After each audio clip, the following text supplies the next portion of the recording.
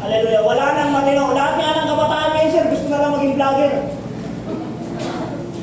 Kanya-kanyang post, ipapakita yung sarili sa madla. Pag maraming likes, tuwa-tuwa. Pag walang nag-share, malulungkot.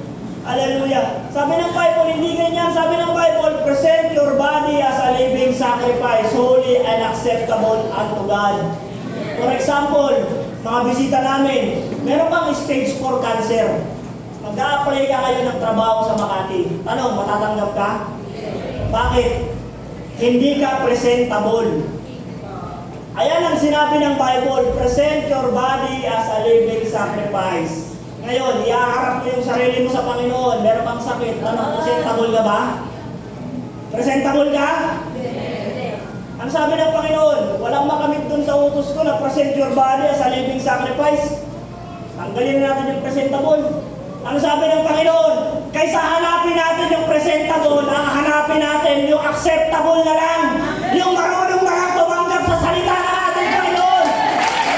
Hallelujah! Hindi mo namin hawak ang araw ng bukas, mga kapatid. Alam niyo sa Bible, merong 8,000 promises ang Panginoon. Ang dami nun, 8,000 plus promises ang Panginoon. Pero po dun sa 8,000 na promises ng Panginoon, hindi mo pinangako ng Panginoon na bukas gising ka pa. Pero gising ka ngayon. Dahil mahal ka ng ating Panginoon. Hallelujah! Glory to God. Alam niyo yung pagmamahal ng Panginoon? Grabe yung pagmamahal ng Panginoon. Alam ng Panginoon na marami kang kasalanan. Pero nag-aalay pa rin ang buhay ang Panginoon. Alam ng Panginoon na pagtapos ng magpapako, babalik ka pa rin sa kasalanan. Pero nagpapako pa rin ang Panginoon para sa'yo. Hindi nagdalawang isip ang Panginoon. Nagpapako pa rin para sa'yo. Bakit? Kasi kailangan mo ng katubusan. Kailangan mo ng kaligtasan. Kahit alam ng Panginoon na pagtapos ka niyang iligtas, babalik ka sa kasalanan, nagpapako pa rin ang Panginoon. Sa mga bisita namin, tatanungin ko po kayo, kapag nakakita po kayo ng 1,000, yung bagong 1,000 ngayon, yung ano tawag doon? Ayun, basta 1,000, polymer. Polymer. Halimbawa po, nakakita kayo ng 1,000 pesos mga bisita namin sa putikan. Anong gagawin niyo? Pupulutin. Bakit niyo pupulutin? Nasa putikan. May halaga. May value. Ang Panginoon, ganun din mga kapatid. Hindi tinignan ng Panginoon kung gaano tayo kaputik. Hindi tinignan kung paano tayo kadumi. Ang tinignan ng Panginoon, may value ka kasi sa harapan niya.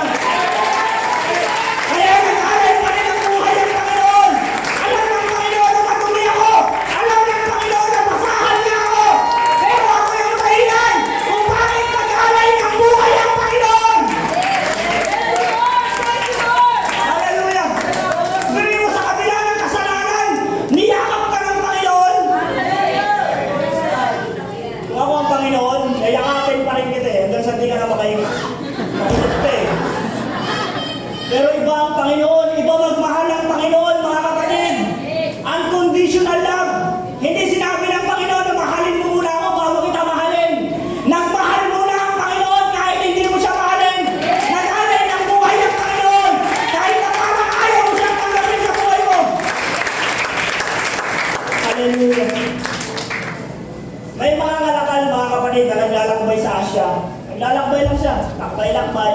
Namimili lang siya ng mga antigo, mga lumang gamit, binibili niya. Hanggang sa napadako siya dyan sa may Divisoria, sir. Divisoria, yung mga maraming latag dyan. Naglatag ngayon yung nagtitinda.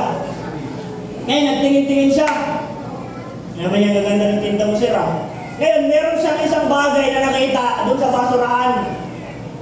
Sabi ng mga ngalakal, sir, binibenta mo ba yung pangit na yun? Sa sako? Sabi niya, hindi sir, basura yan. Sabi niya, ganun ba? Oo, basura yan. Sabi niya, okay lang ba? Bilhin ko yan 10,000. Sabi niya, sir, basura ka. Pag bibili mo 10,000, ang daming nakalatag dito, ba't di mo pagtripan? Bakit yung basura pa yung gusto mo? Sabi niya, sige lang, bayaran ko yan 10,000.